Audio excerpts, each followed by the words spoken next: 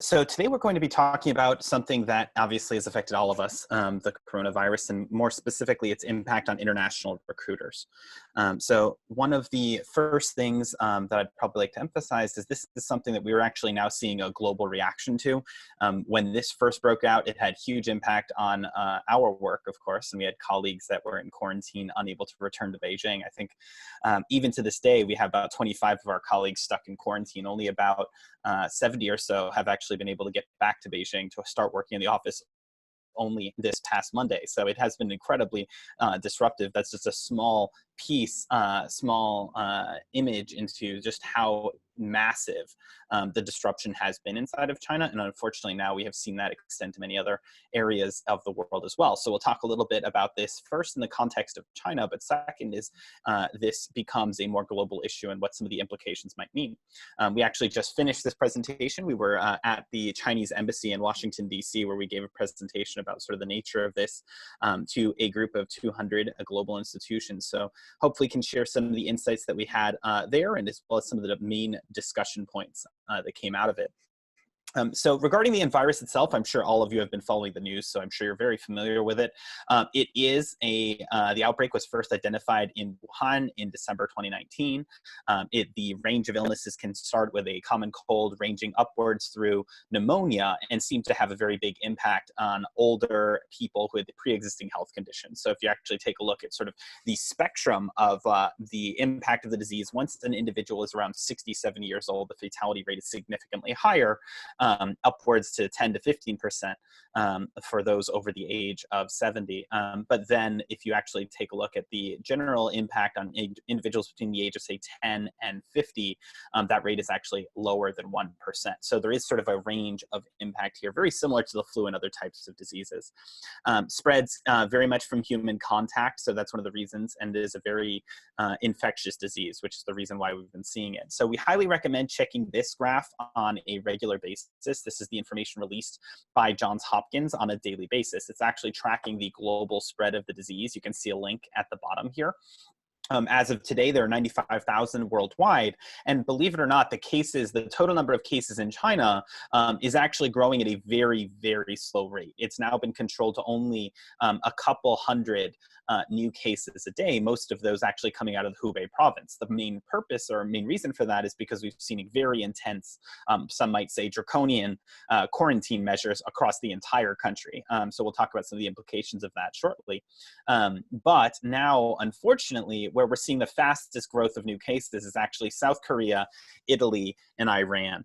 And so these three countries were just a few days ago, we were actually only hearing about these cases in the very beginning. Now we're well up into the mid thousands in terms of total number of cases. So we'll see sort of how that reacts. This is why more and more people are starting to look at corona as a global pandemic, because it seems to be at a point where it's going to be very hard to control because it's no longer limited just to China. In terms of the total number of deaths, the speed of that increase is definitely slowed down considerably. But perhaps the most positive sign is the total number of recovered. So we're seeing that the vast majority of people who are getting this disease are recovering. You can actually see that graph here. So the total number of new infections is starting to plateau, where the total number of recovered individuals is going up considerably. And the main reason for that is because a lot of people who were initially affected in China are now recovering. So in terms of the total sort of infectious rate, towards the fatality rate, we're still sort of looking in general area, so not quite as bad as some diseases like Ebola or smallpox or SARS or MERS in terms of fatality. It's that, but definitely worse than the common cold. And perhaps the most difficult issue is that many individuals who actually get corona don't experience any major symptoms at all. A lot of people, a lot of medical experts have said that it's very likely that actually the number of people who have the disease is much, much higher than this number. It's just that they got such mild symptoms or no symptoms at all, or very light symptoms that they never actually got checked. So it's totally possible that that percentage of lethality rate is actually much lower than publicly available, simply because we have no way of knowing everyone that has the disease. In terms of the spread and the cure, the sequencing of the disease was done and was done in the fastest it's ever been completed for anything of this scale.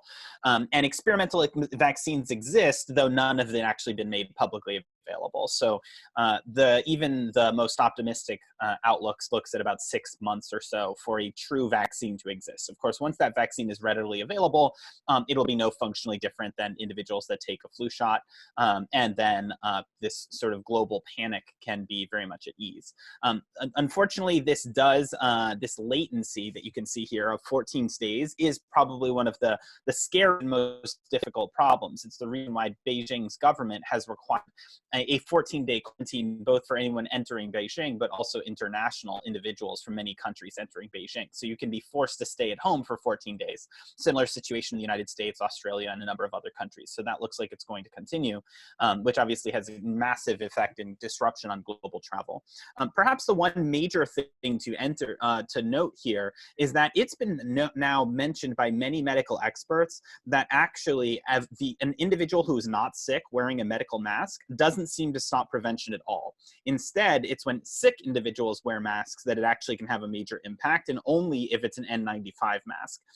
So one of the big calls for help and calls for action now is for people not to panic and go buy all the masks, because that's led to a massive shortage for the people who actually need them, like medical health professionals.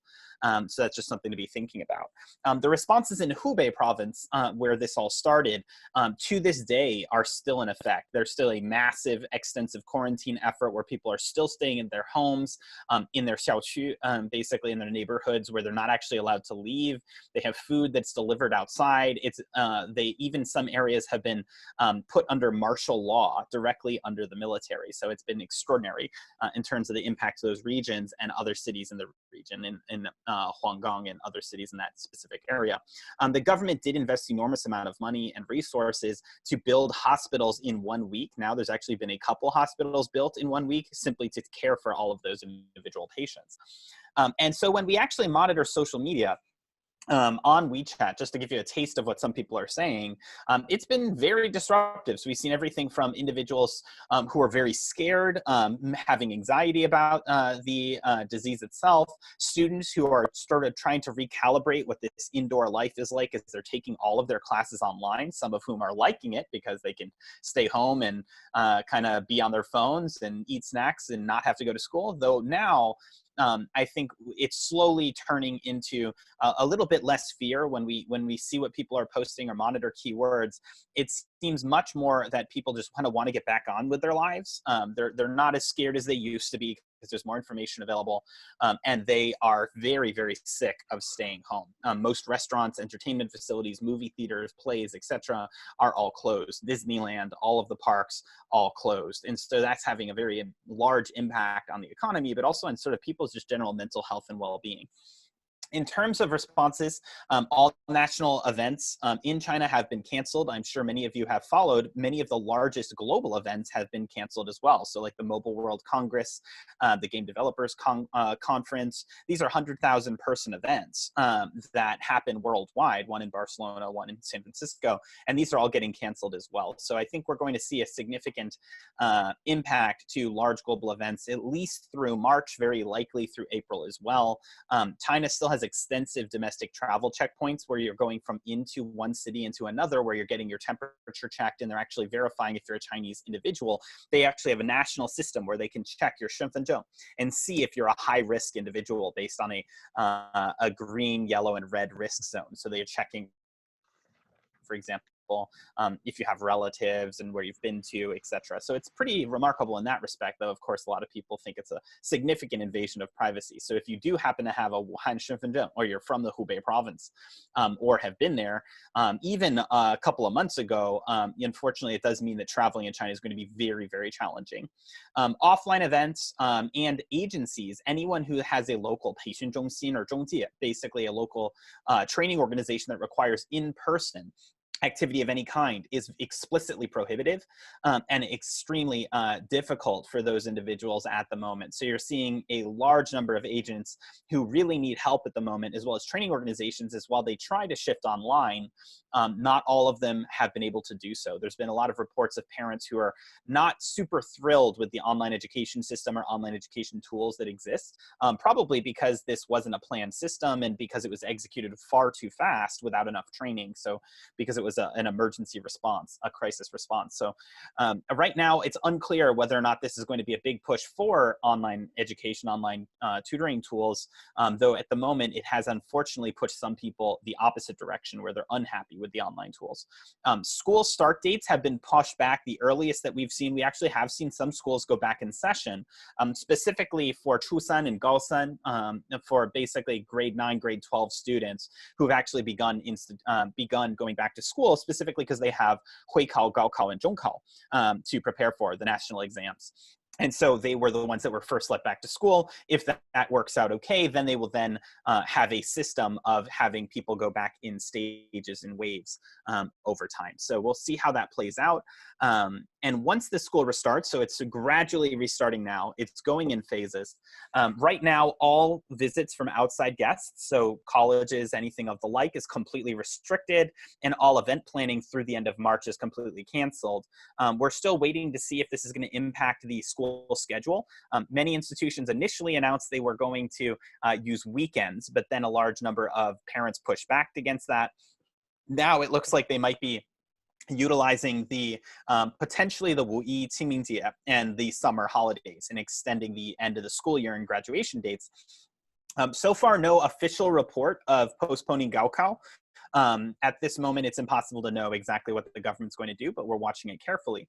Now, this is, of course, very important because it's potentially going to impact graduation dates of a large number of students coming from China. This will have a less significant impact on the international schools, so specifically Minban Guoji Xuexiao, because they have been doing programs online a little bit more, and they tend to have a slightly shorter school year to begin with.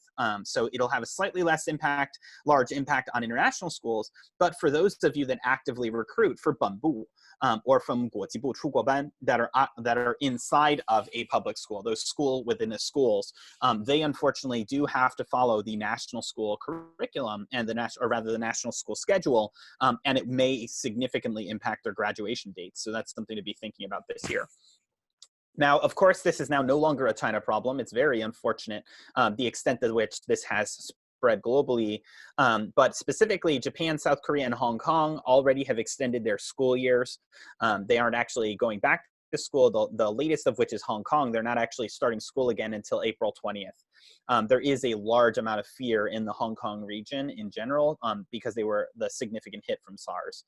So there's definitely a big political sort of push there for things not to become that bad for the coronavirus. In Italy, all universities are closed through April.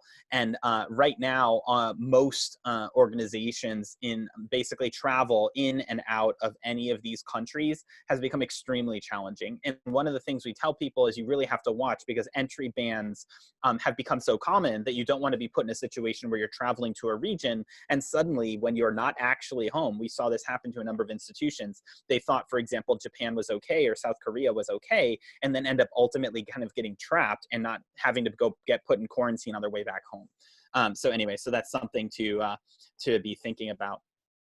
For air travel, so I have an interesting video here. So on the left, these are flights before all the major cancellations. And this is what's left in China after the cancellation. So you can see actually thousands. I'll play that again for you just so you have an idea of just how significant the impact has been to travel in China over a period of time. So on the left, you can see this is over 12,000 flights, almost 13,000 flights. And on the right, you're just over 1,000 flights, all right, 1,500 or so flights, which is extraordinary.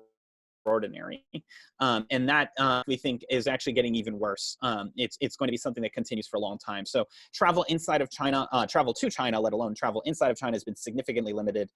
And we don't know when the entry bans in Australia, New Zealand, US, Singapore, Italy, and Israel, and a couple of other countries who have followed suit, are going to be let off.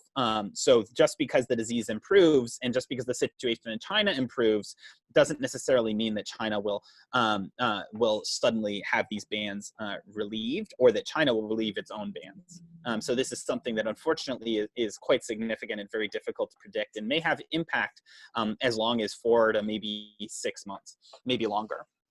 In terms of the economic impact, GDP growth is at 0%. Unfortunately, there have been a number of cases where the government is pushing hard to get the economy going again and get the economy started again. But unfortunately, it's been very difficult to do so. Because no one actually wants to take responsibility. So on one side, that the health bureaus are punishing any organization that gets started too quickly if there's any sort of spread of the virus, but everyone else recognizes, in the NDRC, the National Development Reform Commission, and recognizes that they must get the economy back on for things to actually happen and for there to be sufficient business and consumer confidence. So right now, the industries like travel, hotels, restaurants, luxury goods, event production, and many others have been extraordinarily badly hit. We haven't really seen things back to normal, even though the government has said so. There's actually been reports of local government telling people that they should just turn their factories on. It doesn't matter if they're actually doing anything. So I think it's going to definitely take some time. Another thing that is extremely important is Chunyun, basically where you have the migrant workers who all go home for the Spring Festival, many of which have not actually returned to their place of work. Last report I saw that as much as 50% of all of the migrant workers have not necessarily returned to their place of work yet, which is just extraordinary. Of course, you're seeing a global stock market shock. China's already very significantly hit. And the global stock markets are now also taking a significant hit. So what do we expect in the future? In the best case, the cases will finally slow down and more people will have recovered. We'll realize that the percentage of illness, or the percentage of fatality, is actually much lower than expected, and things can get back to normal over the next couple of months. Worst case is this becomes a global pandemic and it is unstoppable. It is just something that humans as a species have to live with until we have a vaccine. And it becomes then something like any other disease where we have to get vaccinated for it. And that is something that it just comes back every year in a certain period, generally in the winter, and then slowly eases up again over the summer, because it is similar to a flu virus and dies out over the summer. So that is the one very major positive development. As the weather heats up, we do expect things to improve a bit. The issue, of course, will be how long it takes for these travel bans to lift, because just because the disease gets better or because the total rate of infection gets better doesn't mean the political desire to remove those travel bans will go away. So what does this mean for you? A couple of developments. So first, if you do have students in the Hubei province or in regions that are hit hard, so now that extends to Japan, Italy, Iran, and South Korea, you should be reaching out to them immediately. Many institutions have already made announcements on their website, social media, and through email. Be understanding to the extent that it's going to be particularly difficult for all Chinese students, for some of them at least, to pay tuition on time. So the economic damage to Chinese students in particular has been extraordinary, though if this continues, it might actually impact many other students as well. So we're going to have to wait and see how this happens, mostly because so much of the Chinese economy is small and mid-sized businesses. That's the major source of employment.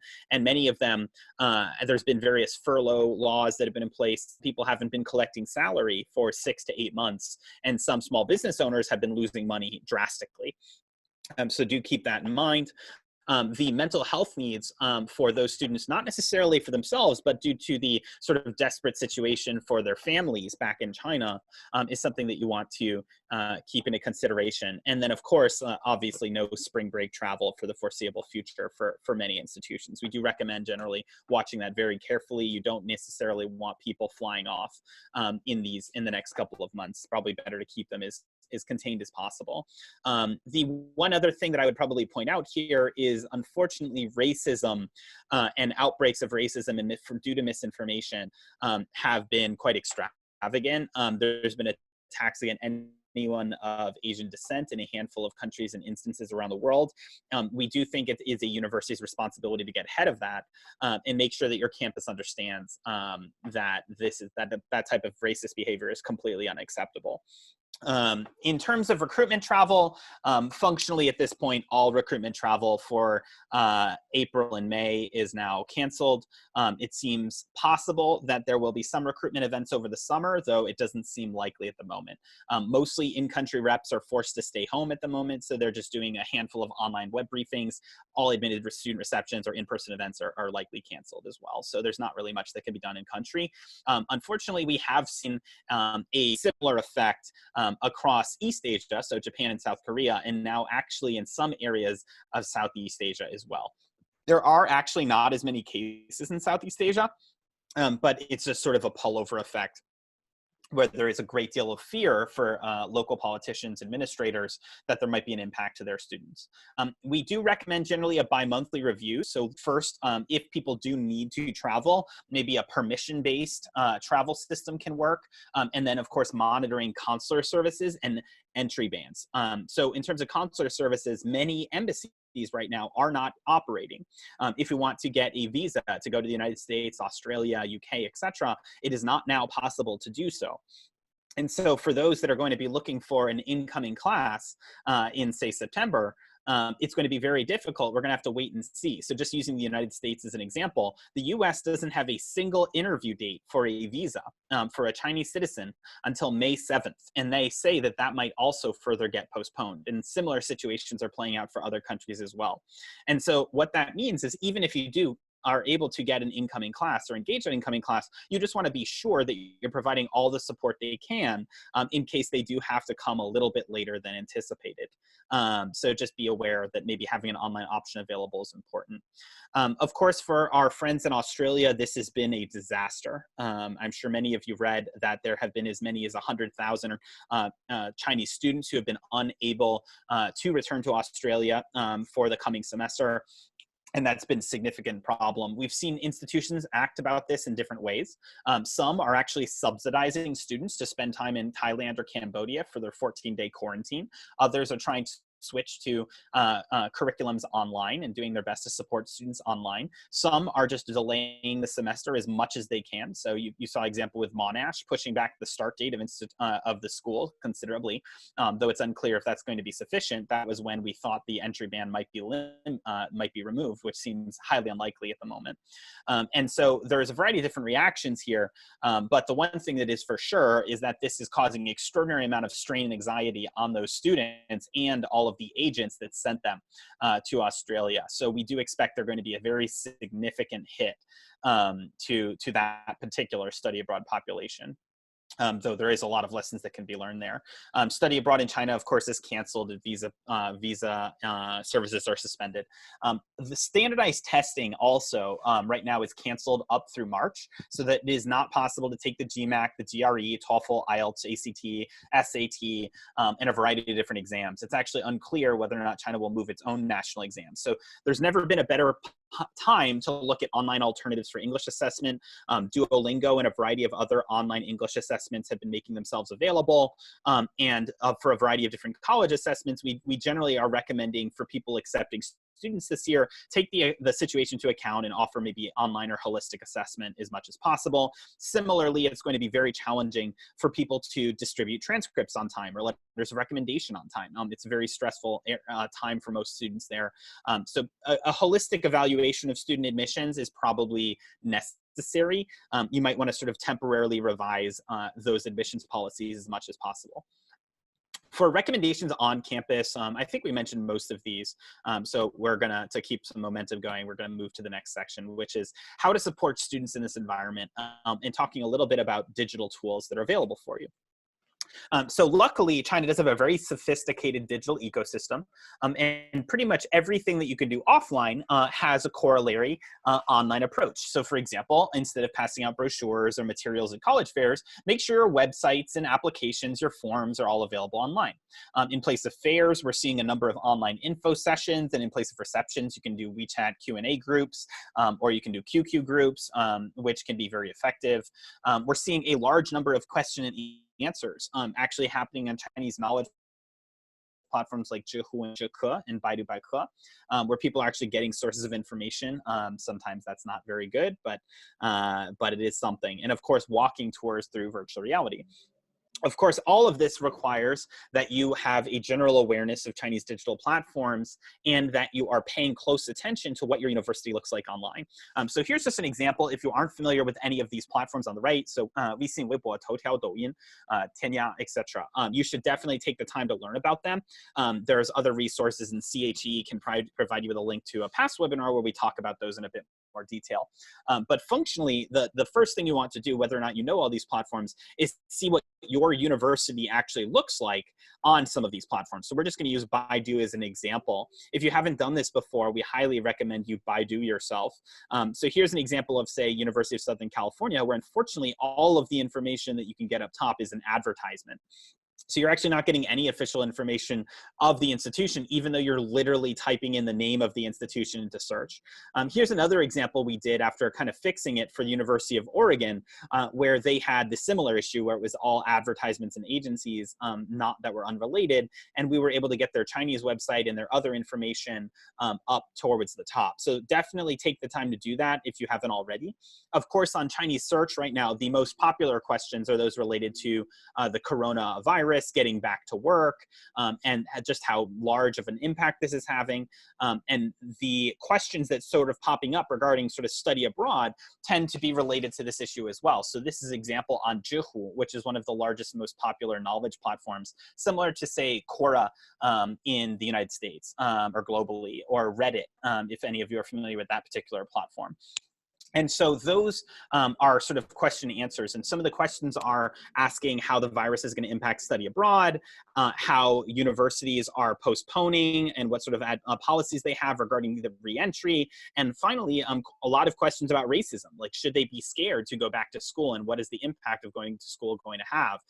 So to the extent that you have a Chinese website or Chinese student ambassadors and can actively answer these questions, it's an incredibly powerful way to demonstrate that you care and also build an active online presence and provide a lot of useful information to students and parents who are in need. I would say that particularly for those institutions like those in Australia that have been very hard hit, there are a lot of questions that are going online. And if those are not resolved properly, they can actually do very significant long-term SEO damage. We've seen this in other countries. So for example, in the United States with gun violence, or in Canada with the Huawei issue, the impact of sort of these calamities in terms of online SEO can be significant and carry on well beyond the issue itself.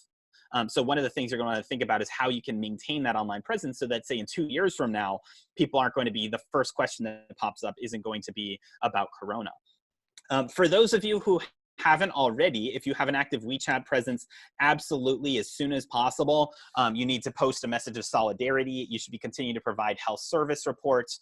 If nothing else, this demonstrates to your Chinese community that you care about them and about prospective students and about their parents and the Chinese community at large that supports them coming to your campus, that they're not just a paycheck. They are actually a large part, an important part of your community. So we do recommend having a very nuanced approach to your posts on social media. This is not business as normal, and the institutions that post effectively are very much appreciated by those communities. So if you can host a webinar or any other type of information-related event regarding what your university is doing about this crisis, that's something that Chinese parents in particular greatly appreciate. For donation channels, these are just 3 popular government channels. You do have to be careful with charities in China. There are a lot of examples of scams or scandals, unfortunately, even with charities like the Red Cross. So definitely be careful. However, we have seen for institutions that have led a series of donation campaigns, a serious outpouring of support, particularly those donating thermometers, masks, and other forms of medical supplies. So for those, these are just some examples on Weibo of some institutions that have really taken it upon themselves to run donation campaigns and have seen a real outpouring of support as a result. Total is another platform which ultimately in the past wasn't quite as popular as some of the others because it is a news aggregator. It pulls content from 4,000 different news agencies and brings them together. Excuse me. And so as a result, in the past, people would much rather watch sort of Douyin, watch TikTok videos, talk to their friends on WeChat. They didn't really have as much time to read like long form content articles. But recently, because they spent so much time at home, people started developing more and more interest in Toutiao. So we've seen a huge amount of individuals that are actually spending time reading these articles, particularly about the virus. And as a result, Toutiao usership has exploded. But perhaps probably the most important thing about that is the amount of information Toutiao now has, as well as for Weibo and a few other platforms, about their user database is incredibly high. So it used to be very challenging to run an active Weibo campaign or a Toutiao campaign targeting students specifically that want to study abroad. And the reason is we'd only have a little bit of information about who that community was. We can target by age, that's easy. Target by wealth, even sometimes that's easy. But the keywords like university, study abroad Australia, study abroad UK, etc., wasn't quite as obvious. But now, because students have spent literally 6 weeks training these programs of what types of articles they like to read and when they like to read them, there's incredibly powerful data on how to sort of target those communities in the future. So that's just something to be thinking about. We are going to see the evolution of programs like Zhihu, Toutiao, and of course this last one, TikTok, Douyin. Douyin in the past, TikTok or Chinese TikTok, used to be all funny videos and dances and singing along and making funny faces. However, because of this current situation, a large number of people started following citizen journalists, basically individual citizens that were live streaming the situation in Wuhan or across the country and creating a variety of different like micro channels as a result. And so what's happened is it slowly converted from like just silly dances and having fun to now something a little bit more serious where people are talking about a variety and widespread of different topics. Now, I still wouldn't say this is a great source of marketing engagement yet. However, its sort of purpose for live streaming beyond funny dances is something that's going to become very important for people in the future. So talking about live streaming, there are many different ways that you can approach this. So in individuals, some institutions are doing live streams for info sessions instead of fairs. Others are doing online admitted student receptions where they're bringing groups of incoming students or admitted students together to do info sessions about the campus. Some are actually just straight up running online courses. So see, these are some of our favorite platforms to allow that to happen. For classes, I tend to recommend Zoomoo. It's very similar to Zoom. It has a little bit more sophisticated back-end options. You can have multiple people speaking at the same time, so it can be highly effective for class. For short live streams or just quick question answer approach, believe it or not, TikTok, Douyin, is actually one of the most effective platforms and very easy for students to access and parents to access. For info sessions, like where one individual or two individuals are talking to a larger group and you just want it to be very easy to access, I recommend Weikaijiang, because it can very easily be joined from WeChat. So an individual can literally just use a Weixin Qiao Chengxu, a WeChat mini program, and access a webinar directly from WeChat. So for info sessions, that's my personal favorite. So here's just an example of what that can look like. Here's one we did with NJIT recently, where the student accesses it here literally just from their cell phone. They could access from a computer, but from their cell phone. And the actual presenter has a very similar to a Zoom apparatus. So it works very, very well. Something I highly recommend looking into if you haven't already. We do, of course, generally in a given year, we run about 200 offline fairs. So as you can imagine, that is not happening this year.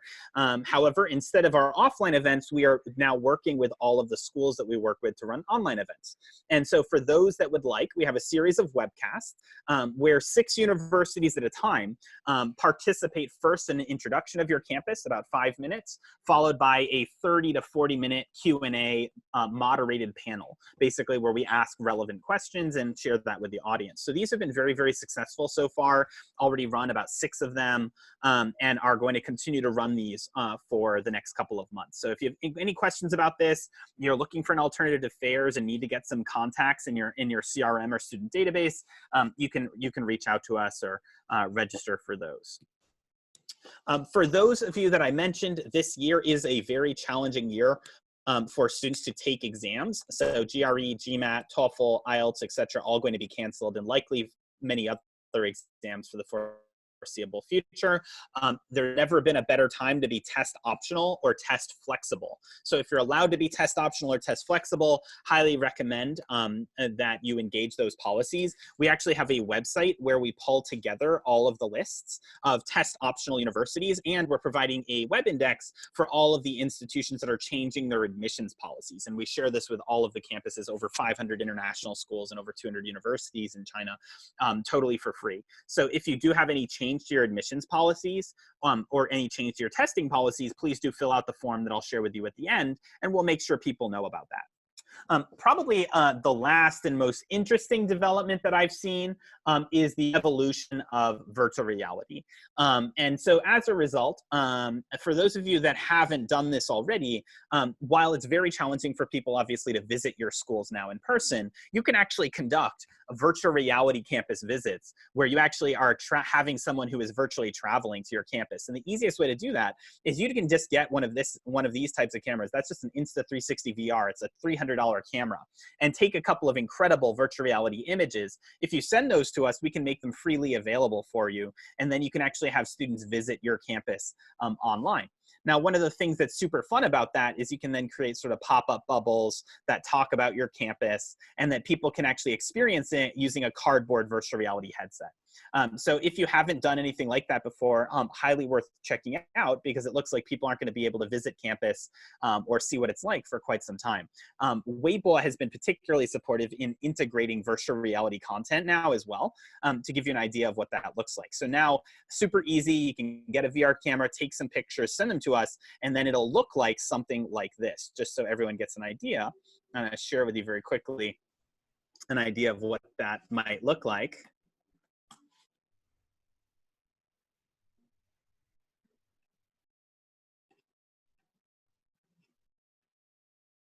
I'll show you an idea of what examples of how sort of interesting this can be when you actually, for example, can walk someone around a campus while also doing a live stream. So generally, one of the things that we recommend, if I was, for example, giving you a tour of a particular campus, I could be like, hey, this is our main area, then we're going to walk around somewhere, and I can kind of introduce these things as I'm actually so this is just one approach that you can take while thinking about sort of all of the different options that are available to you, which can be kind of exciting and worth thinking about. So anyway, that's just something that's sort of fun that can replace sort of in-person engagement when possible. So anyway, for those of you who have updates to your admissions policies or testing policies, we have a form. If you fill it out, we'll make that available for all the different institutions that would like it. And so that can be very helpful for them. If any of you need help with creating a social media message for WeChat or Weibo, we're happy to provide that support for you. If you need any help with looking at how your websites or current material is accessible, we're happy to do a web presence test for you as well.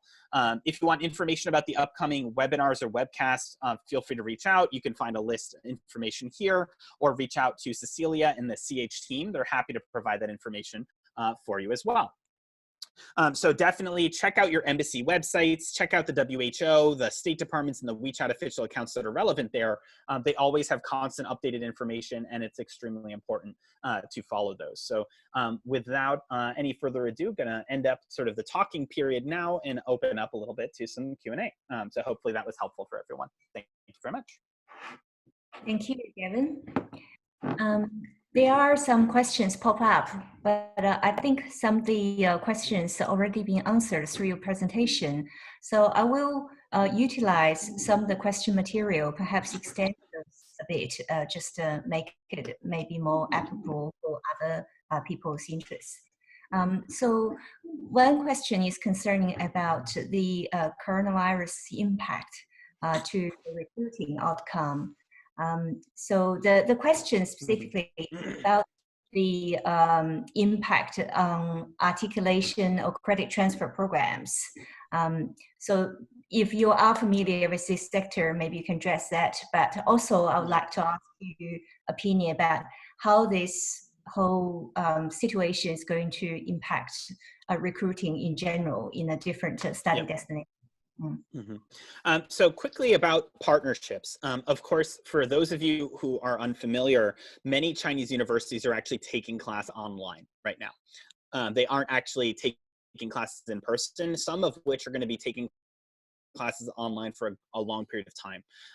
And that has had some pretty significant impacts for some partnership programs. I can speak specifically. So for example, like NYU Shanghai or Duke Kunshan are doing their very best to take classes online. And a number of 2+2 programs, it could impact their graduation deadlines, which could impact their ability to kind of come back to campus. When we were at the Chinese embassy and discussing with the minister counselor about education policy. Currently, all new approvals for 2+2 programs and 1+1 programs are on hold because it's unclear just how big the impact is going to be beyond it. So it seems unlikely that any new programs are going to get approved, and it seems highly likely that some programs are going to suffer a little bit, at least for the foreseeable future. The biggest issue we've seen for a lot of the 2+2 programs is many rely on foreign professors to teach inside of China. And at the moment, it is extremely difficult to convince any sort of foreign faculty that they should be staying in China. We've seen this also play out across many international schools as well.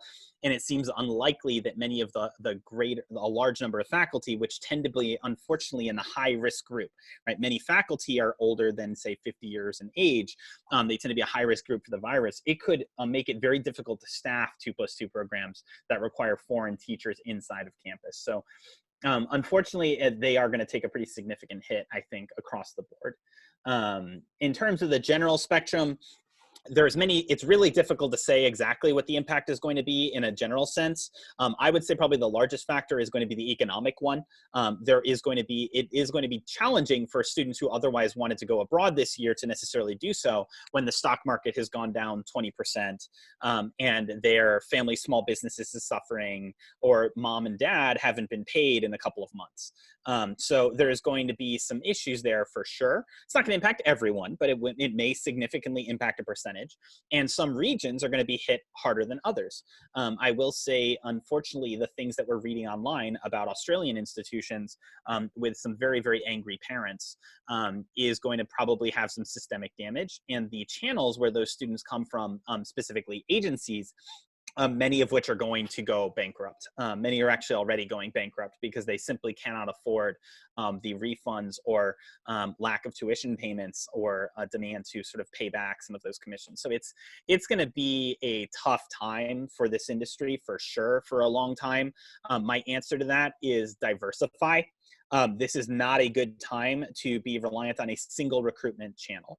If you're only reliant on agencies, if you're only reliant on a single 2+2 program or a group of universities that send you students, probably time to be looking at a diversity, a wider funnel, where you have some direct recruitment, where you engage partners at the undergraduate and the graduate level, or you have a variety of different regions and institutions that you work with, and a variety of different maybe agencies and partners that you work with.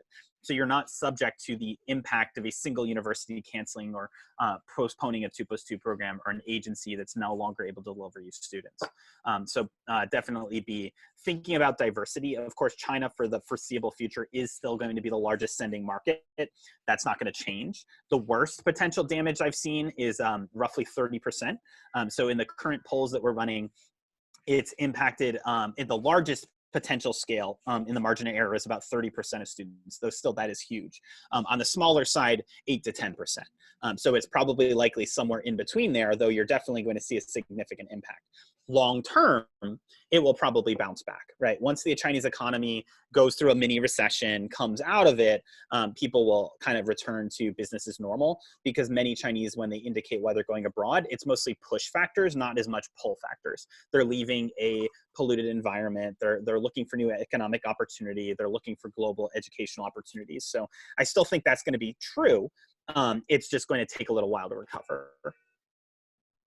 Okay, thank you. That's very, very comprehensive. Continue, you talk about Chinese study abroad are not so much pull factor, but a push factor. But still, the institutions need to think of ways of communicating. It's lots of choice for Chinese kids in terms of study destinations and courses and institutions. During the current situation, or more than half of the communication methods being cutting down. So one question comes from the audience is, I think part of it in your presentation is, what are some of the platforms that you would recommend for institutions Yep. So there's many platforms that are I just mentioned some of my preferences. I personally like Joomla because it's very similar to Zoom. However, it does require downloads and does require logins and passwords and paying for corporate accounts. So that's very useful if you're doing coordinating classes or working with a group of students who are incentivized to download it. It's much more secure. It has many more tools available. It is more expensive. But it's very good if you're sort of communicating with in-country representatives, partners, or teaching class, where you need it to be very stable, but you're working with people who have to be on those calls. For very brief question and answer, just kind of more lively engagement, I do recommend TikTok. If you haven't used it, Douyin rather, Chinese TikTok, make sure you're using the Chinese version. And then of course, for info sessions where it's one person speaking to many and just controlling it, and then maybe answering questions, but answering those questions that are coming in the form of text, generally recommend Weikaijiang because like I said, it's interaction. It's very easy to use directly from WeChat. There is Tencent Meeting and a couple of others that are effective. I haven't found those tools to be quite as intuitive or easy to use. So that's happy to share you a copy of the presentation afterwards. You can play with those platforms. If you need help on any of those platforms, feel free to reach out. We're happy to discuss privately. Okay, thank you. There are a couple of questions about the testing, because I think the fact that you mentioned that this is the time to considering testing optional is of interest to some of the participants. I'm not sure whether their questions are, in your field. Are they asking who makes these decisions about the testing, and are there any alternatives? Maybe you can just shine a few lights in that area. Yep, absolutely. So testing ultimately comes down to two organizations. First is the Chinese Ministry of Education, which determines whether or not you can congregate people in a room together from different campuses. So right now, the reason why many had to be canceled is because the government actually said you may not bring students together in a school, at which point they were forced to cancel their test dates. So those restrictions remain in place. It seems unclear whether or not they will be opened up by April. They're definitely not getting opened up in March. So we'll have to pay attention and watch closely to see if the government does relieve those restrictions. In terms of the second part, of course, is the test providers themselves, whether or not they seem less inclined to make their own decision. So far, it's all been reactive. The government says, no, you may not bring people together, and then they cancel the exams. So I expect the test providers are simply going to follow the guide of the government. So it seems possible that tests will resume in April, but it's not guaranteed by anything. So we'll just have to see sort of how the situation improves. The situation, as you saw in China, is improving. But it's unclear if they will relax those restrictions. In terms of alternative English assessment, the one that I hear the most about, I've never used it myself, but we do see it pop up for a number of partner institutions, is Duolingo, which is a company that's invested in by Google, which is basically allows people to take a virtual assessment. Basically, they can take it from wherever they are. So we could basically do an English test like this, basically. So that obviously is maybe not ideal. I can't speak to how valid that is or how the quality of the assessment, but it is at least available. There are many other forms of online English assessment. We've even seen schools create their own, or instead of traditional English assessment, asking for writing samples or proctoring online exams. So those are just all things that you can consider. Okay, thank you. So we haven't got much time, and I probably just ask a final question and I'll let you go. This is really a crisis situation for institutions that, particularly the one probably have traditionally had a large proportion of mainland Chinese students in the as a result of the internationalization. And are there some really good practice you have seen and you can share And also, maybe this is a great time for these institutions to look back the operation and find the weak spots in order to prepare for a more uncertainty future. So maybe you can just drill into that a Yep. bit. So I mean, of course, what I hear the most is like 危机, right? 危机是机会, right? So, and this is unfortunately true. In this particular instance, it's almost guaranteed that this isn't going to be the last shock. This is probably just the beginning of a series of changes in the general outbound migration of Chinese students. We already were seeing shifts with double first class. We were seeing large investments by Chinese institutions into their institutions, and now, of course, something like this. And previously, it's not like things were going very smoothly before this. So it is more important than ever to really think about what the strategy for Chinese recruitment is, and make sure that it's comprehensive. It's not just a single channel that can be cut off if a single policy changes or a single thing changes. So I think definitely doing some analysis, figuring out where do your students come from, right? What cities they come from, why do they attend your institution, really polling that data and asking your students, polling your students and see like, what do they like? What do they not like? And really thinking about what do you need to do better as an institution, first to engage your current students, but then also respond to their needs and share that information effectively in China. So you want to make sure you're controlling your own reputation. You don't want to be subject to the whims of the Chinese media. Unfortunately, a lot of institutions now have no idea what's being said about them inside of China. You want to control or have more engagement with your partners. You want to have a wide, diverse segment of partners. You want to be thinking about sort of where things are going in the future. So don't just think, oh, well, students seem to like our engineering programs. That's great. Maybe think about what types of programs do they want? Do you have to develop new programs in the future? Do you need to consider online programs, and what would an online program accreditation look like? What does job employment look like? How important is it? And to what extent are you providing career support for those institutions so you continue to remain competitive? So for many institutions, I hope this is a wake-up call. This is unfortunately a very negative wake-up call in the sense that like it's an emergency and a crisis, but all it really is doing is popping a bubble that was already very much there. That isn't to say that there isn't incredible opportunities for continuing Chinese recruitment and bringing Chinese students on campus.